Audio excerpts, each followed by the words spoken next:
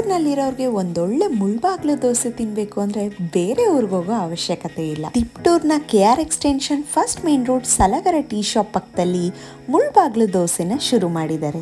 ಮೊದಲಿಗೆ ಇಲ್ಲಿ ನಾನ್ ಟ್ರೈ ಮಾಡಿದ್ದು ಇಲ್ಲಿಯ ಫೇಮಸ್ ಮುಳ್ಬಾಗ್ಲು ಶೈಲಿಯ ದೋಸೆನ.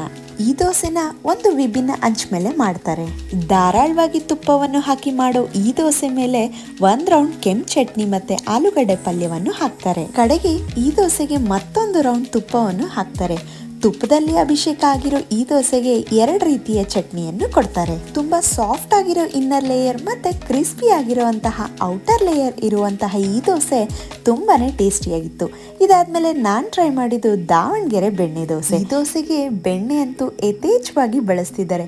ತುಂಬಾನೇ ಸಾಫ್ಟ್ ಆಗಿ ಆ 2 ಚಟ್ನಿಗಳ ಜೊತೆಗೆ ಕಾಂಬಿನೇಷನ್ ಅಂತೂ ಸೂಪರ್ ಆಗಿತ್ತು. ಟು ಬಿ ಹಾನೆಸ್ಟ್, ನನಗೆ ಮುಳ್ಬಾಗ್ಲು ದೋಸೆಗಿಂತ ಬೆಣ್ಣೆ ದೋಸೆನೇ ಇಷ್ಟ ಆಯ್ತು. ಹಾಗೆ ಇವ್ರ ಹತ್ರ 12